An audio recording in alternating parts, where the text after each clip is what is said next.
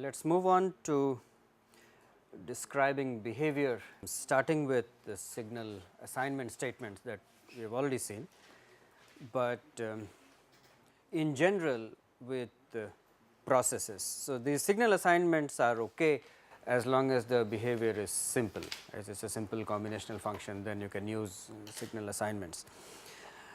If it is more complex, such as if you have conditionals and loops and so on, then you need other mechanisms. It is not easy to specify a loop through a signal assignment as you would have imagined. Although some conditionals can be specified using signal assignment statement alone, but in general you need a construct like a VHDL process. So, let us look at what VHDL processes look like. An architecture in VHDL is thought of as being composed of several processes running concurrently with respect to each other, but within a process the execution is sequential. That is the semantics. Let us try to understand this a little bit through some examples. So, you can have any number of statements here within the processes, and the execution semantics is sequential if you are inside a process. So, this is more similar to the several of the imperative programming languages that you would have seen within the process. Similarly, when you have a loop inside a process, the meaning is what we expect, that is it is executed in the order of the iterations. Okay. But the different processes do execute concurrently with respect to each other. So, let us try to understand what the semantics are for the execution. This kind of signal assignment statement that we had seen earlier can be just thought of as a special case of a process itself. Okay. It is handled in a way that is just a simple generalization of the ideas that we have already seen. Of course, we will define what the interpretation is for the user, but also from the simulator's point of view how it is treated, we have to take a look.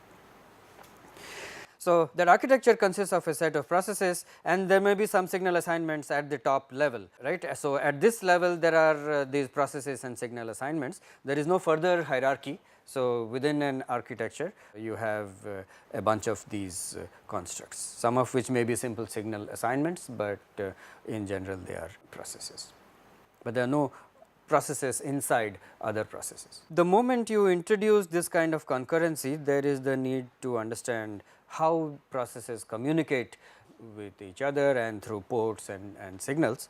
So, let us define some of these execution semantics. These processes are executed, they are triggered once in a while. So, we should understand the conditions of suspending and resuming execution of processes. Those rules are more complex than the signal assignment, just because the process is a more complex construct. The signal assignment statement, if you recall, the rule was that you evaluate that statement, you trigger that statement whenever there is any event on the RHS of that assignment. That was a simple rule, but if we are generalizing the specification to a process, then we need to generalize this rule also, because there is no such thing as left hand side and right hand side of a process, because this is a set of sequential statements. The thing to remember is there is no notion of completion of execution by default of a process, because it is designed to emulate hardware. Let us say you have a CMOS combinational logic, the logic does not really complete execution in any sense, as long as power is applied and as long as inputs are changing, events are occurring on the input, then the gate continues to work, right. So, it is in that sense that these processes represent hardware also, which is the execution does not complete. Okay. Unlike our idea of functions, let us say in a programming language, you enter a function and then exit a function and then you are done with the function, right. So, but these processes of VHDL, they do not complete. So, what is the meaning of that? Let us just take a look. Let us start off with triggering of a process. The process is in general sensitive to a list of signals specified on a sensitivity list. That is part of the syntax specification. So, you say process, so that is the keyword, and the statements in the process are all between the begin and the end statements. And what you have here is a sensitivity list, where you can specify some signals. Okay, or these could be signals, or of course, they could be input ports also, which we said are treated similar to the way signals are treated. So, that is a sensitivity list. What is the meaning of this? We say that the process will be executed when any member of the sensitivity list has an event occurring on it. Okay. So, you see that this is a nice generalization of that signal assignment statement execution rule. We said that if any signal changes, that assignment is sensitive to, then we will trigger that signal assignment. The process is exactly the same thing, but we explicitly identify what is it that sensitizes the process. Okay. So, that is the sensitivity list. There are other ways to trigger the process, but the simplest mechanism is this sensitivity list. Okay. This is not automatically inferred from what we have written in the process. This is specified by us as part of the functionality of the process. We will get to, as soon as we look at some more examples later, why this specification needs to be made. There would be examples where it would be not right to automatically infer. One simple generalization is there of the previous rule, which is you just take all the statements of the process, look at all the signals that come on the right hand side, and say that the process could be sensitive to all of these set of signals. That seems like a generalization, but as we will see with examples later. In general, this flexibility is left to the designer. We specify what is it that the process is sensitive to. Yeah. So, when we write a syntax, okay, so we are writing 3 lines of code, right, then it in itself is a process only, right? I mean that if you write some lines of code, you have to specify the process keyword. That is what makes it a process. Otherwise, what we had here, which is just a simple concurrent signal assignment, that is treated like a process, but it is not a process. So, the process is essentially defined by that keyword and an end process. So, what you have inside the begin and the end, that is what makes a process. The execution semantics are simple. Once you have defined the sensitivity list, all processes are executed once at time 0 when the simulation starts, just like all concurrent signal assignments are also executed. It is suspended at the end of the process. So, what do we mean by end? You have a bunch of statements inside the process here. So, I have only one statement here, but you could have any number of statements. After you go through all of them, the execution is suspended, to be reactivated when again there is an event that occurs on anything in the sensitivity list. That is the simple rule of the process execution and suspension. Hope this rule is clear. So, all the statements within a process block you said are sequential. Statements are executed in a sequential way inside the process, yes.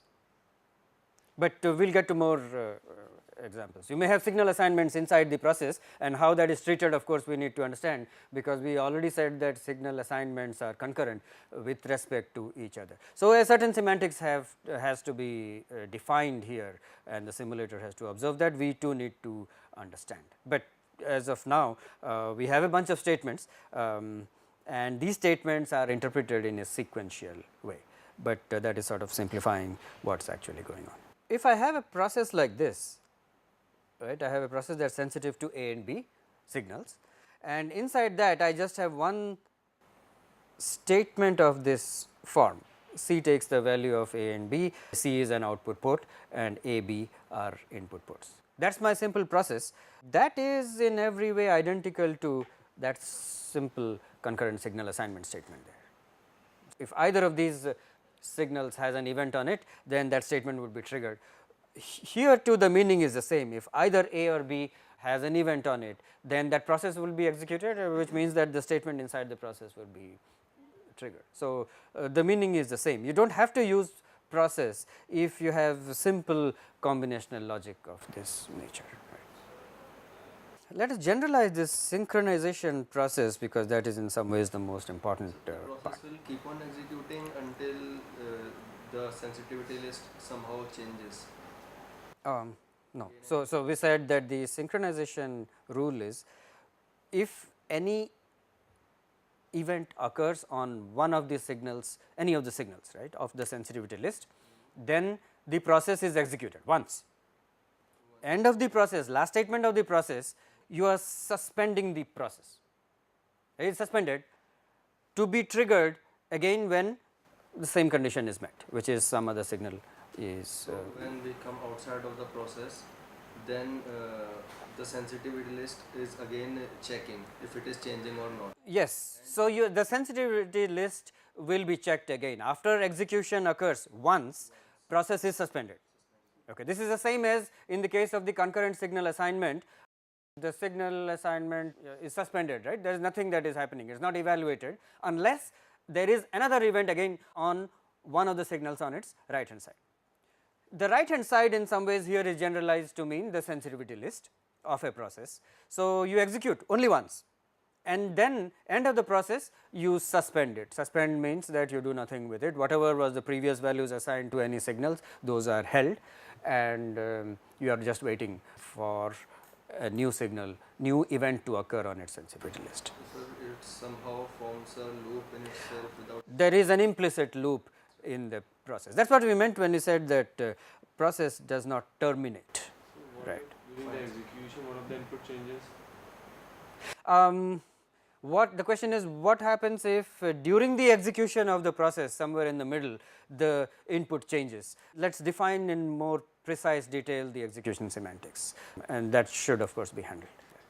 Okay. So, let us just generalize the synchronization, because the sensitivity list that we had here, that is not the only way to achieve synchronization. This is what is called synchronization, right, suspending and triggering, that is what is called synchronization of a process. There is one other way to achieve synchronization, which is a sort of a more general mechanism, that is this wait statement. The wait statement is written like this: wait is a keyword, you say wait on A comma B, this could be a comma separated list of signals, any number of signals. This particular process here is interpreted identically to that other process here. So, what we are saying is that there is an implicit infinite loop in the process execution. We do not write that loop here, but the fact that you have a process there means that after the last statement of the process you go back to the first statement. Okay. Now, this process does not have a sensitivity list. Okay. So, it did not have a sensitivity list, therefore, we actually specified sensitivity and synchronization explicitly through a wait statement in the process. These two processes are actually identical here. So, I have this process, which is the same process that we looked at earlier. There is one statement, that statement is triggered when A or B changes. This process is also the same, you have wait on A B. So, remember at time 0 all the processes are executed. So, this process is also executed and that statement is executed once. After that you are saying wait on A comma B, which means wait for an event to occur on either A or B. After that what happens? The process execution semantics means that after the last statement you go back to the first statement. So, you can see that the effect is exactly the same. So till there is no change on A and B, the execution will wait at the wait as. Yes, yes, execution will be suspended here, as opposed to if you had specified a sensitivity list, then you are waiting at the end of that process or beginning, whichever way you want to see it. Anyway, this is an infinite loop. So, you are waiting here essentially at the end or at the top of the process, but this wait statement gives us the mechanism to wait anywhere inside a process. It is just another statement, it can occur inside a loop, it can occur inside an if statement and so on, and if wait is encountered, then we have to wait, the execution is suspended until an event occurs of the type that it is implied here. So, but without wait, the end process will take place eventually after some time. If there is a No, if let us get to what happens if there is no wait, but this is the standard, but essentially these are two different ways of achieving synchronization. There are a lot of things that are not handled yet, cases that are not handled, we will get to. But either you have a sensitivity list, and that is one way of achieving synchronization, or you have weight statements anywhere inside the code, inside the process code, and that is a way of achieving The rest synchronization. of the code is concurrently running at the same time. Why do not we define the concurrency part of it? This is just a sequential execution. We are just saying what happens in one process inside that process. We said that the treatment is sequential, which means that we get to this statement, and when we are at the wait, because it is a synchronization statement, we suspend the execution and wait for an event to occur. But the point is, the execution will continue until it is suspended by a wait statement. If it is not suspended, then there is a chance of an infinite loop being formed, of course. We will look at some examples. Yeah. I was asking to repeat that point which you just made. I think with an example it should be clear. That synchronization with wait is more flexible than just including a sensitivity list at the top. You see why that is the case. Where is the flexibility? So we can stop anywhere. You can place the wait statement anywhere inside the code, as opposed to being constrained to place it only at the top or at the bottom, which would in some ways be similar to just having a sensitivity list. The language does not permit both a sensitivity list and a wait to be there in the same process. That leads to some confusion in its interpretation, because you may have any number of wait statements, and what would it mean? Should it always wait on any of the events in the sensitivity list, or it should wait on the event that you have explicitly suggested? There is a conflict in the interpretation, so it is not allowed. You have one kind of process or the other. However, if you have waits in the process, then you can have any number of weights. You need not have just one. Of course, you can have only one sensitivity list, because that the syntax constrains you to have only one list. But wait can occur any number of times, and therefore, that sensitivity list, associated sensitivity on the wait can also occur any number of times.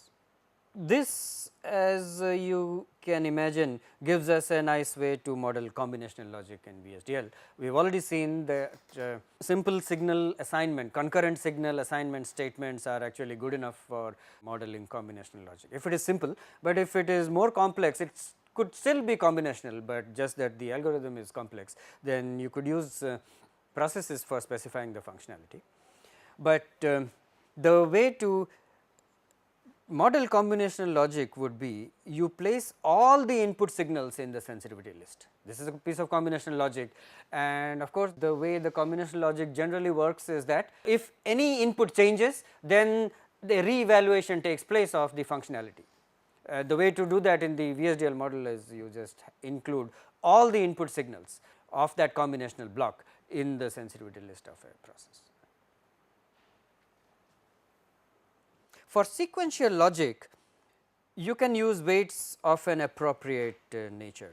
How do we use that? Let us see with some examples, but that is the general rule. Particularly, one of the sources of errors in modeling is that you intended to design combinational logic, but forgot to include all the signals in the sensitivity list. Then you can see there will be a mismatch in the simulation that you observe, and what is the expectation from the way combinational logic behaves. Let us illustrate what is going on in this process synchronization through some wait examples. There are a few different types of wait statements. The first one that we have already seen is wait on a list of signals. So, the way that is interpreted is, you suspend the execution until any event occurs on that list. Okay, so, that is one. This what is shown here is a different specification of the wait. We are saying that you wait for 10 nanosecond. Okay, wherever we are right now in the simulation, you wait another 10 nanosecond, do nothing.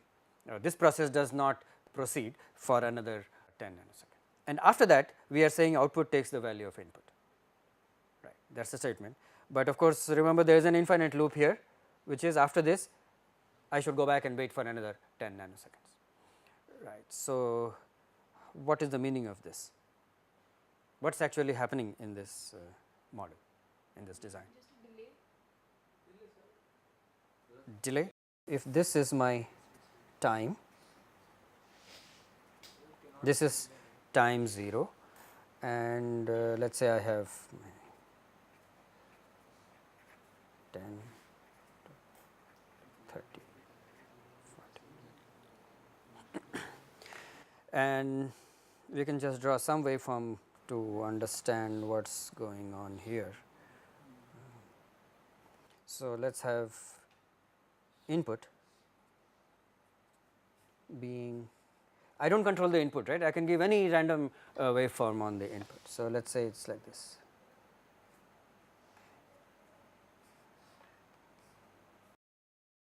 Some such waveform on the input. What is the output? So, this is out. At time 0, what is happening? That so, the output was already initialized to something, whatever it was initialized to, let us say it is a bit, bit is initialized to 0. So, that takes the value of 0. So, okay. Then wait for 10 nanoseconds. So, for 10 nanoseconds I should hold on to the value 0, right. After that output should take the value of input. So, I have this, then I have wait for 10, okay. Here I look at the value of input. So, you see that so that value is captured, this value is captured, but this transition is missed out. So, output does not follow the input, this is not like a delay element, right. So, this is more like a sampling that we are doing every 10 nanosecond, whatever is the value of input, that is being transferred to the output. So, at 20 I get to 0, then at 30 I look at the value.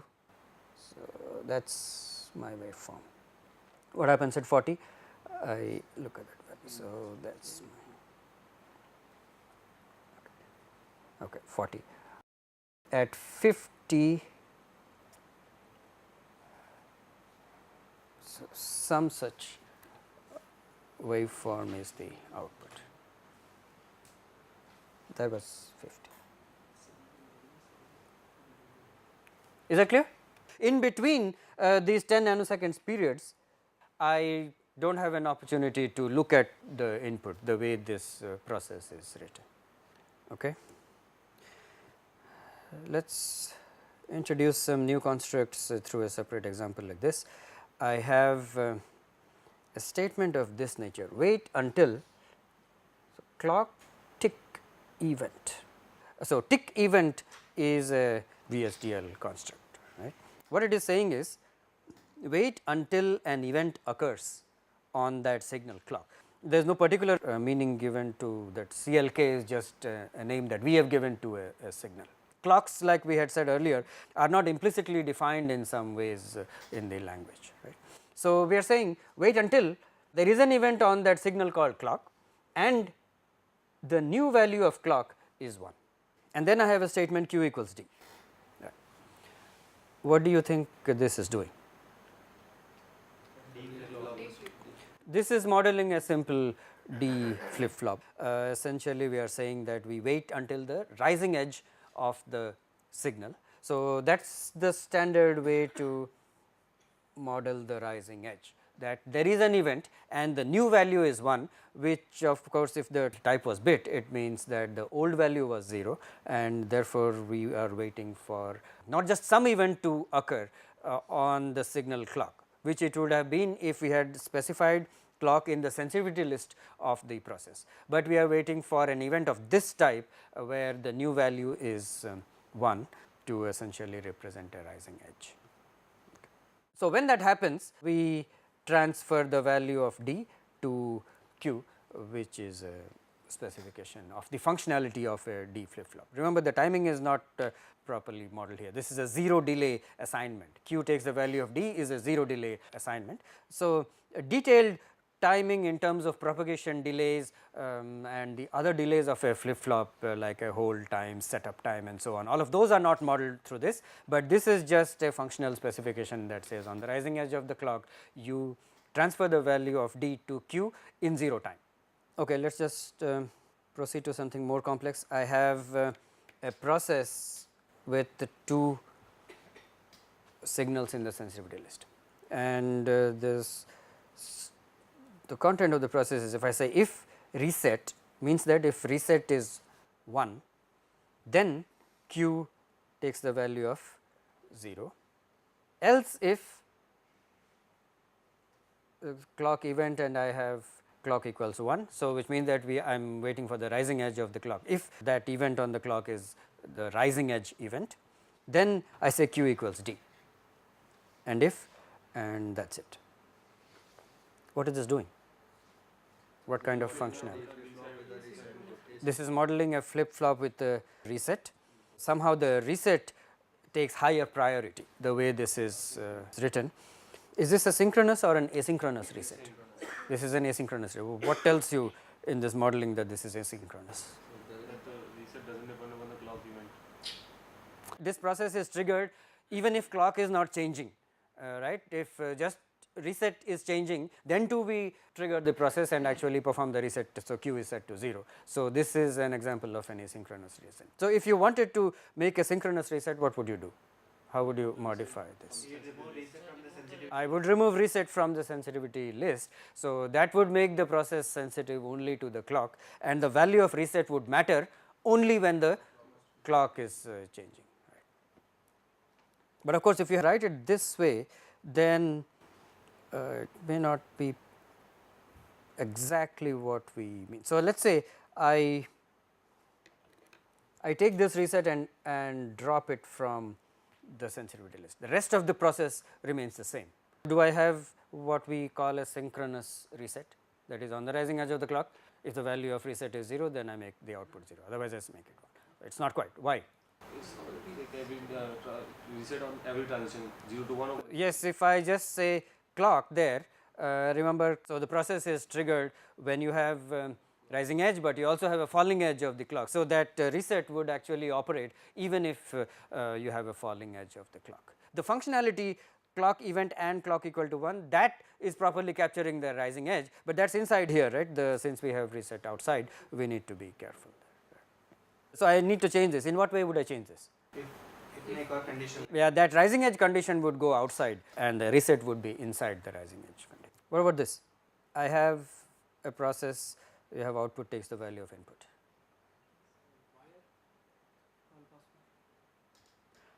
Wire. I can compare that with, if you have architecture, here you can have out, right.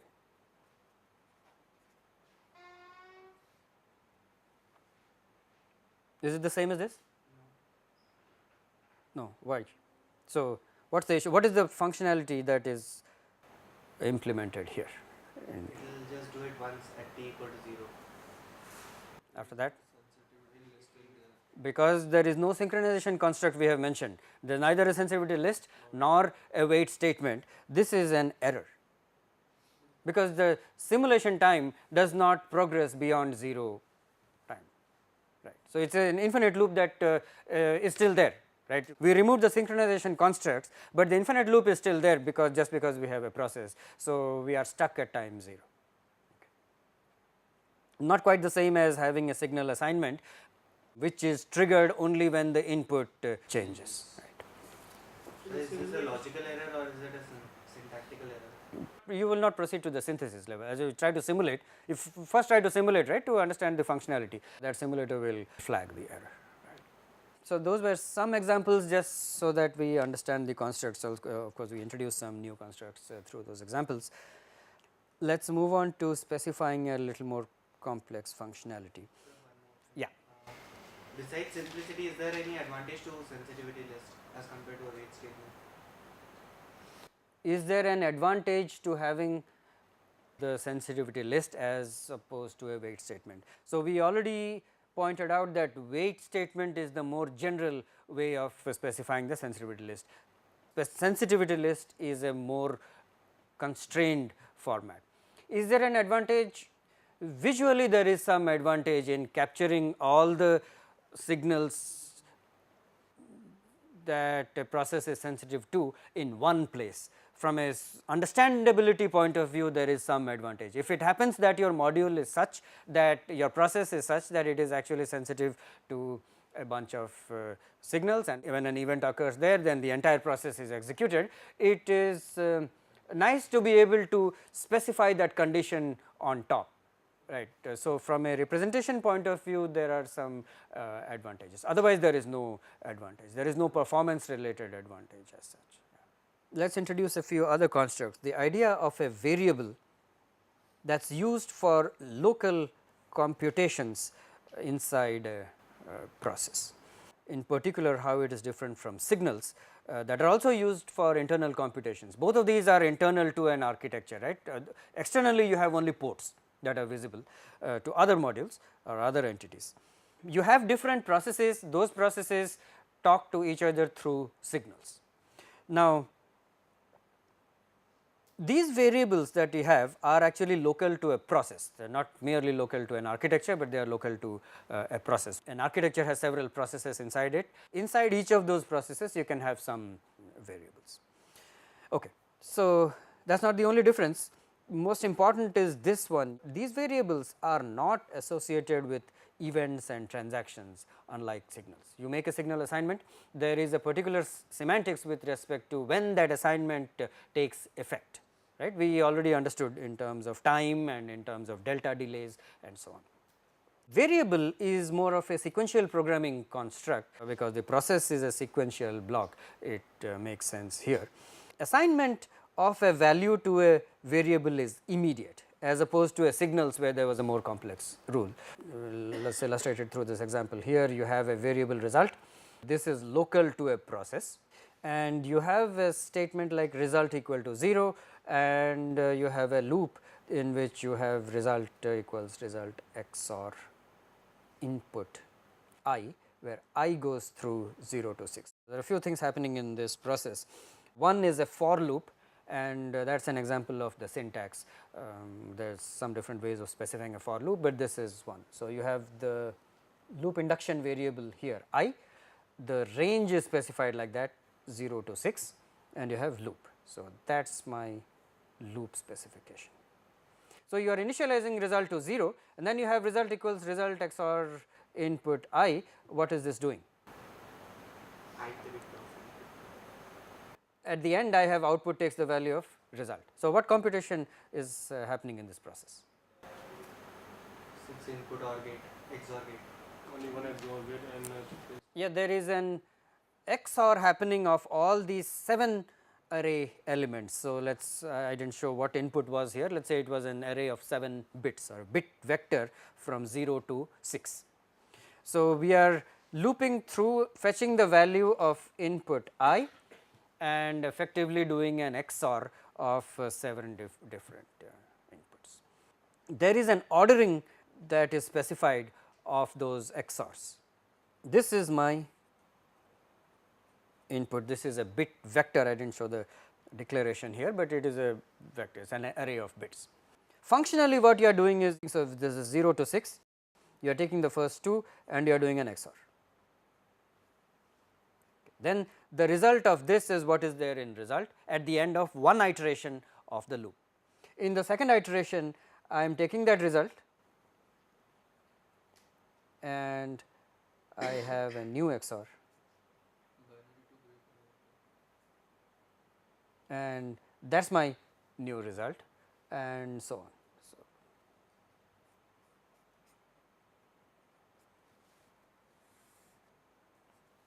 that is my specified functionality. Remember, it is just a specification as of now, it does not mean that such a net list is necessarily implied, although that is one way to achieve this. What other way would there be which would achieve the same functionality, but not necessarily the same circuit? Feedback. feedback and a shift register. Feedback and a shift register. Actually, the way this process is written, all of this block, how much time is it taking? 0 time. So, which means that that loop is actually executing in 0 time according to the way we have written. The only synchronization is this clock event. Okay. So, all this is just simple combinational logic. right. So, whatever is there other than that wait statement corresponds to combinational logic. As of now, that is the normal specification, because the delay is 0, output takes the value as soon as the clock rises, output takes the value in 0 time after the clock edge. So, a shift register kind of a circuit is not really implied. What I have here is the specification, but this is not the only netlist that obeys that specification. What would be an alternative netlist, also combinational, that obeys the same?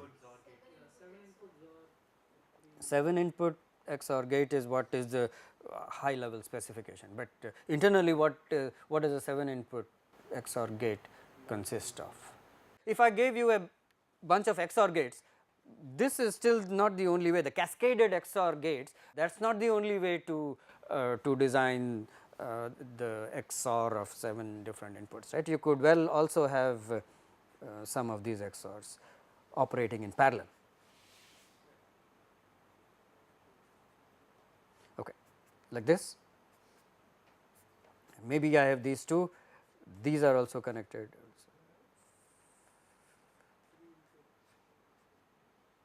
Maybe it's right. As long as the functionality is equivalent, the synthesis tool is permitted to do its own analysis and select one or the other depending on whatever cost function is optimized, right. Which is the preferred out of the two? The second one would be preferred for what reason?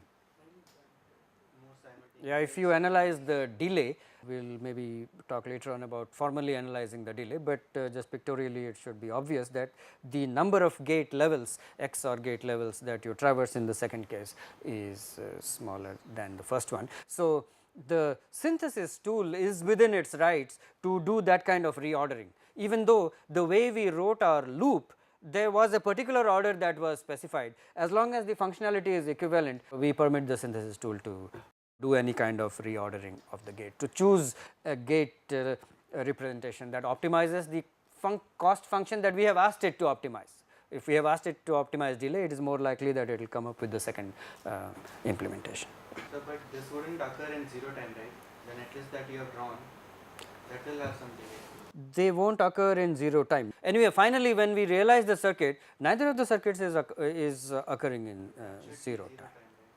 This is a functional specification. When we have a 0 delay specification in VHDL, this is an idealization, right. There is no circuit that is actually in 0 time. Even if you say output equals to input, that too is not happening in 0 time. The wires also, there are delays that are associated with it. So, but it is okay as a specification of logic to a synthesis tool.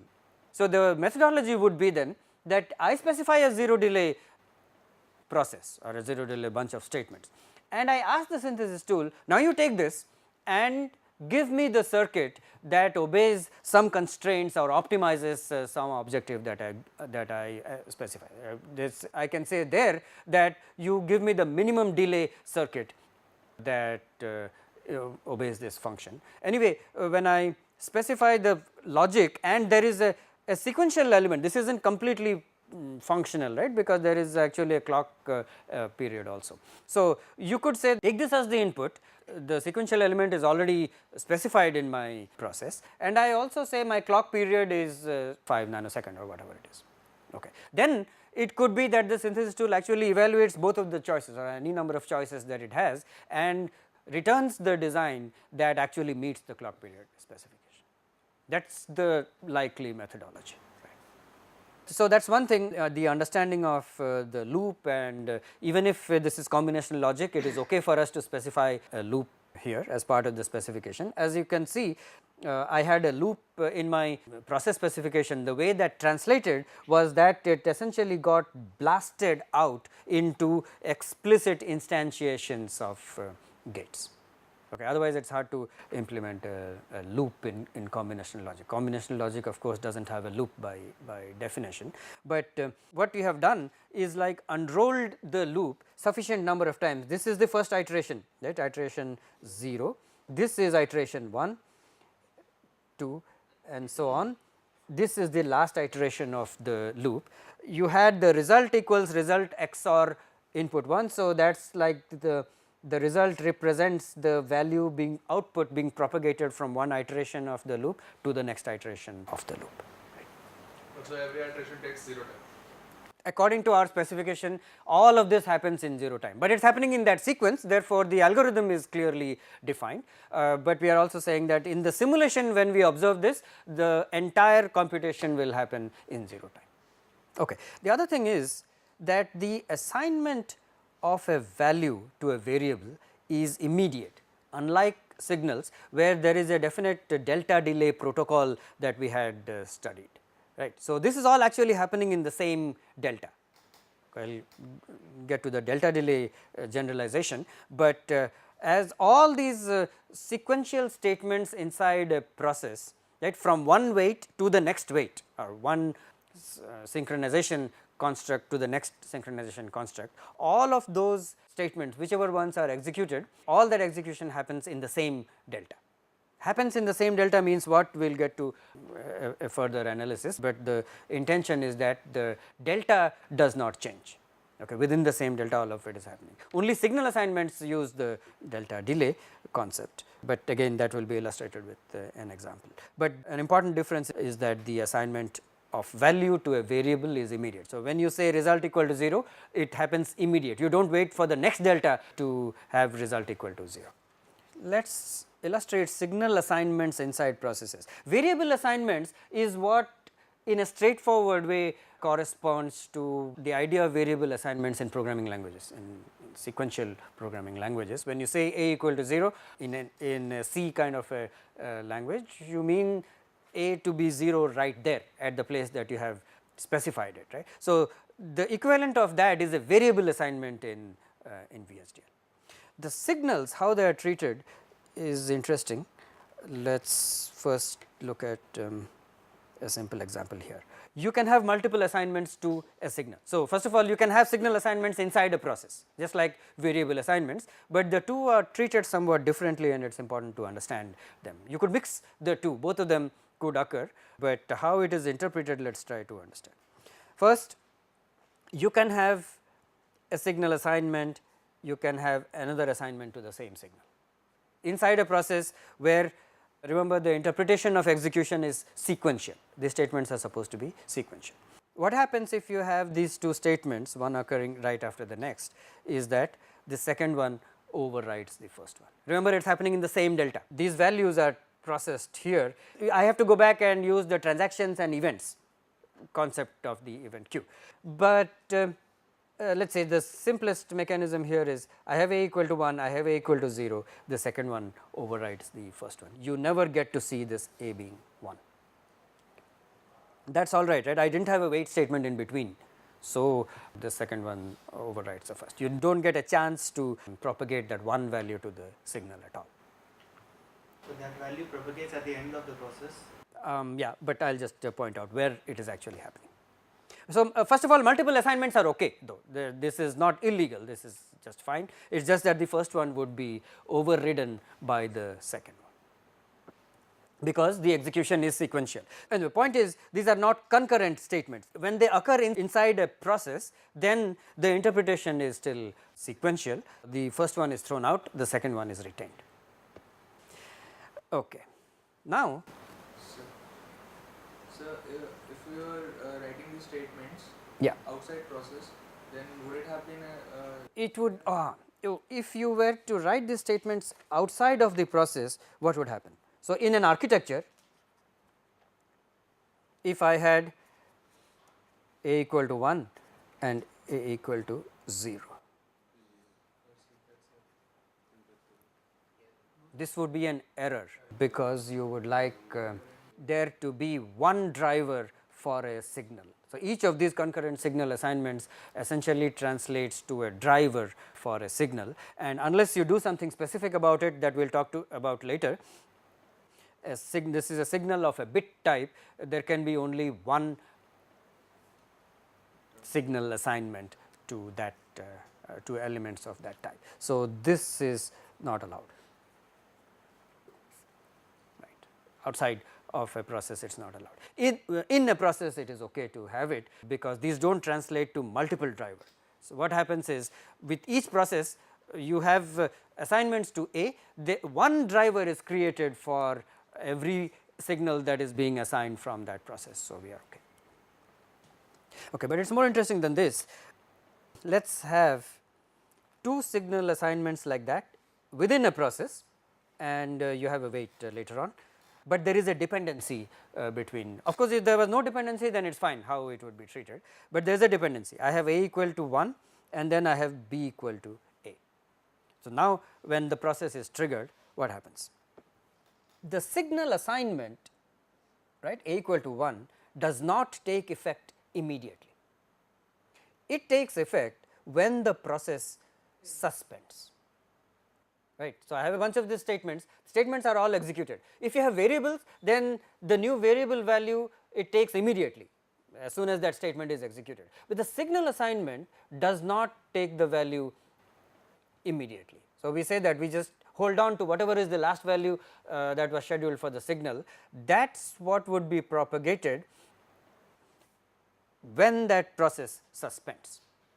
Okay. So, in the next delta, so it is like you can think of the suspension of the process as terminating one delta. In the next delta, that value would be visible, whatever is the value that you specify.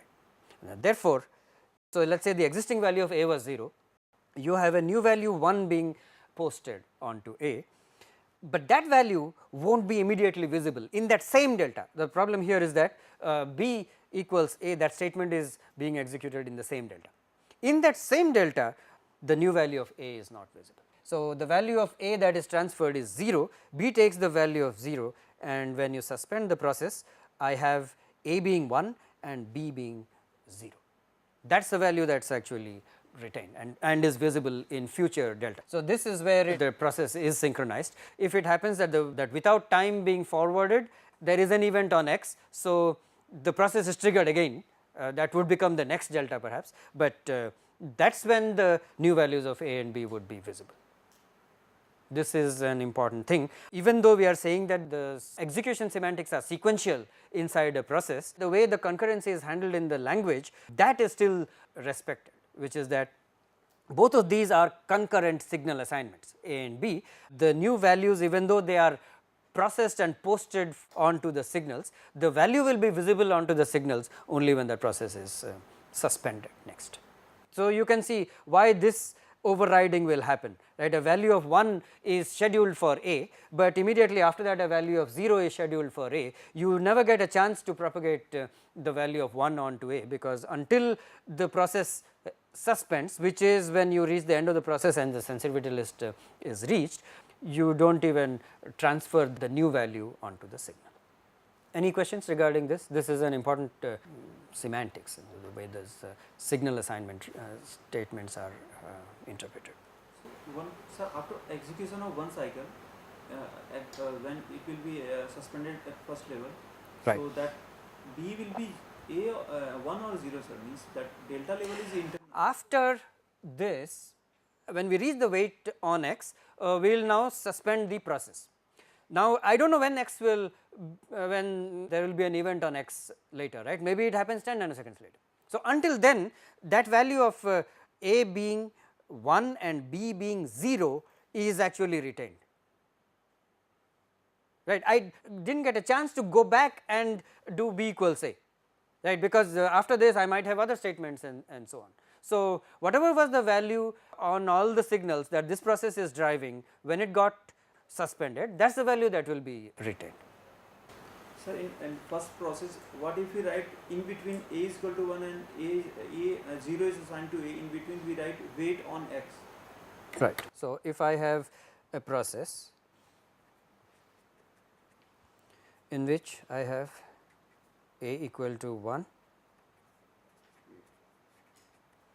weight on some signal X, and I have A equal to 0.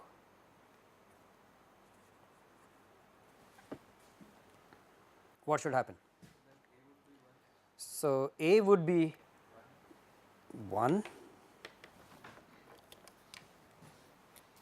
right, until there is some event on X somewhere, and then so this is capital, there is no difference between capital and small letters in VHDL of course, and then I see A being 0. So, this is a consequence of an event occurring on X. Until then the old value of A is retained. But sir, we have a wait statement in there, so the process should execute infinitely and stop only at the wait statement. The process is stopping at the wait statement, right? Wait on X means that. So, let us say the A equal to 1 happened here, right. Let us say this is time at time 10, A was so this statement got executed at time 10, right. Now, an event occurred on X at time 20, right. So, the process was suspended at that wait statement from 10 to 20 whenever the next event occurs on X. Sir, when wait statement comes into action, Right, then A is assigned the value of 0, that is right. but then the loop is continuously. Okay. So, if this is all that I have, then indeed after this I go back here. So, the 0 is actually. So, if you had another wait Only then 0 will be visible. on X indeed, then I would have to wait until another Yes. X. Yeah, you are right. So one minute, sir. What if we write process and in bracket insensitivity we write X and we don't write wait on X, we define it other way. So Okay. So, remember you are not allowed to have both. So, you can have one or the other. So, you are saying I have process X and then I have both of these statements? no, both sir, both. Both. Okay. Which is the same as The first example. the first example.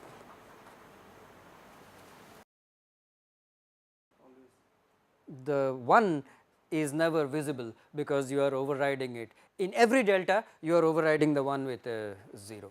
So, it is not visible. Remember if you had other statements here which were using the value of A, they would not see the 1, they would only see the 0 because the new value of A is not yet visible until the process is actually suspended. So how do we choose whether we have to use this way or other way, sir? Okay, but I am just saying that this is what the interpretation is, but let us look at the general mechanism for resolving the situation. This is clear so far how this is interpreted.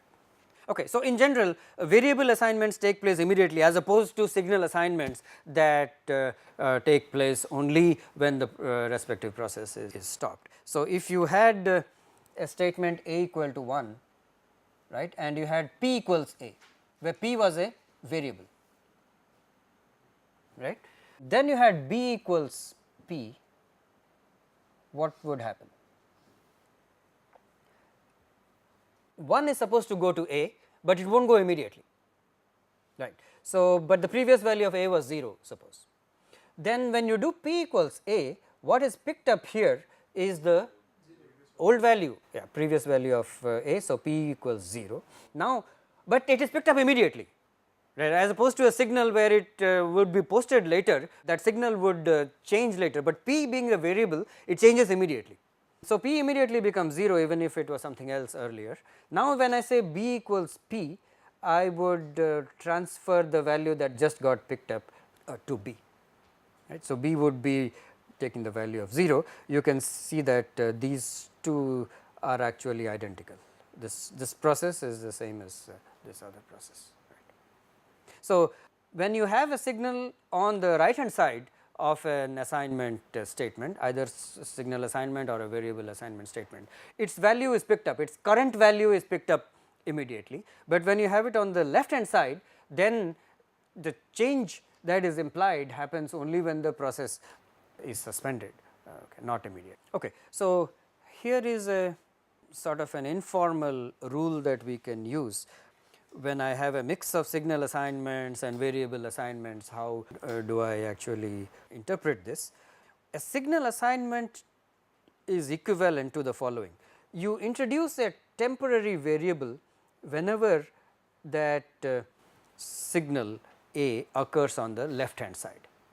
Remember, if it occurs on the left hand side where you want to assign a new value to a signal, it does not take place immediately, right. That signal is not supposed to change immediately. So, what you do is you just introduce a temporary variable. This is a way to just for us to understand what is going on, right. So, the Ta represents a variable that corresponds to the signal. So, when you say A equal to 0, it is as if you had a variable to which you assigned value 0.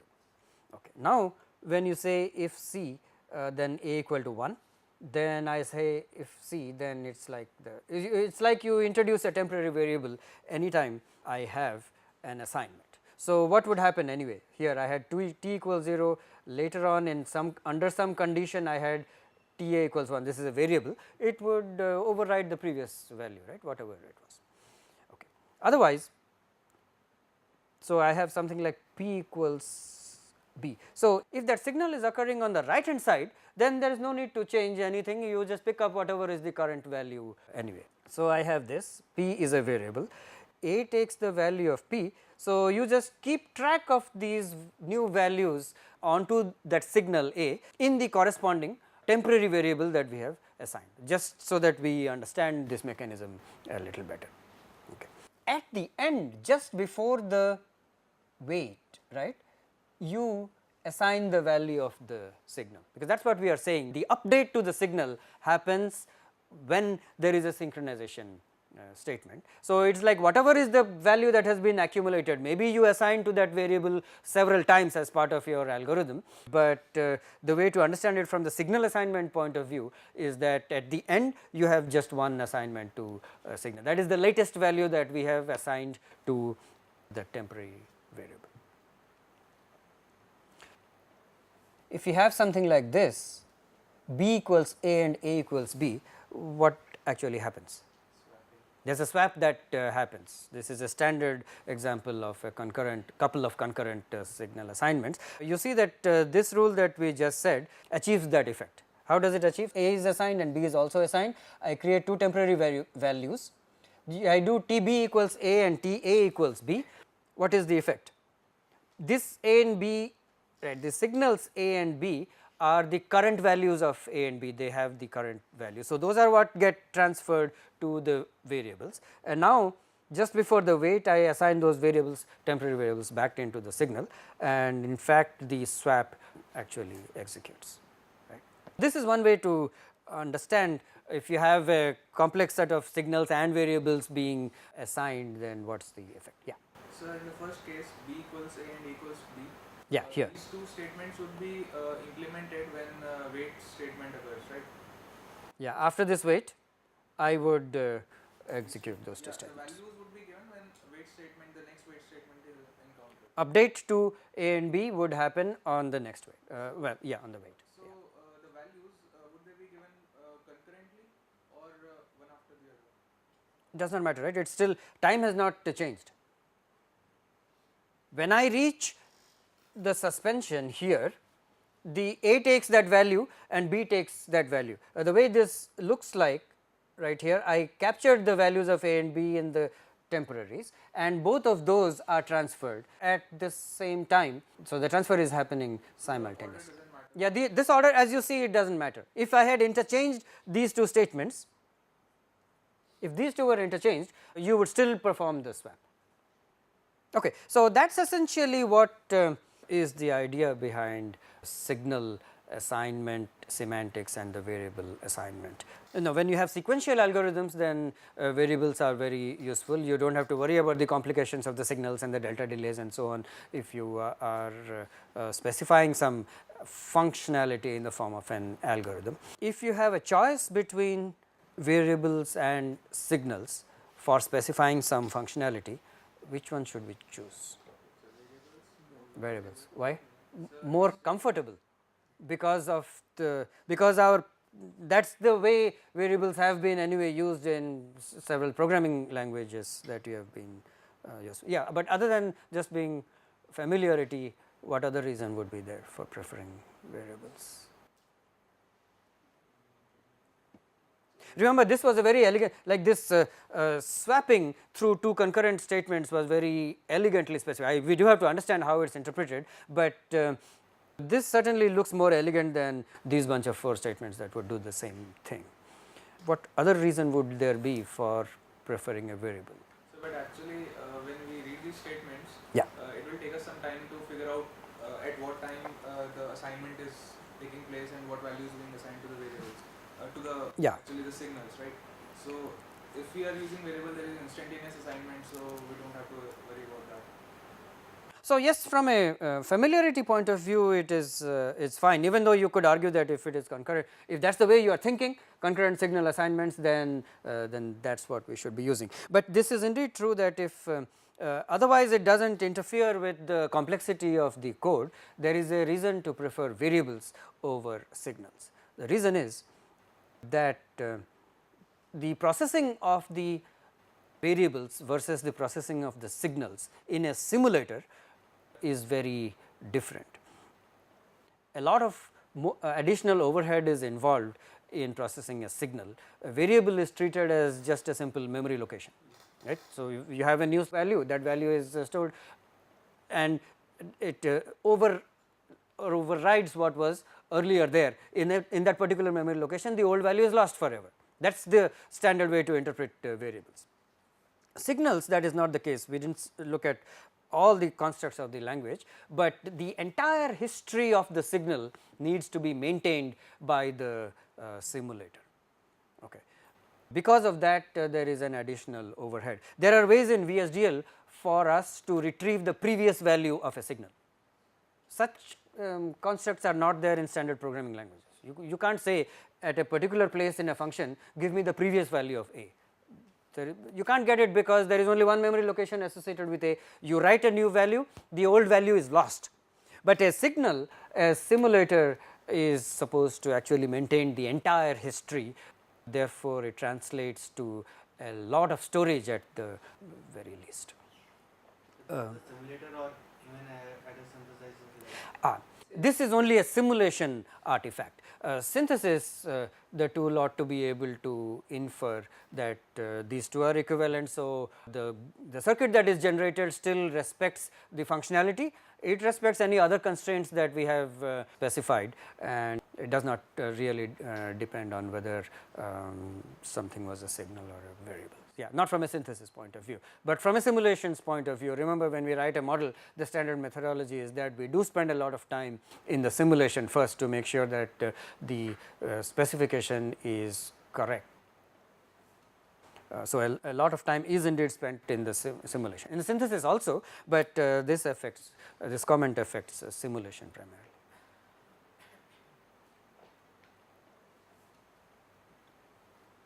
Okay, let us stop here.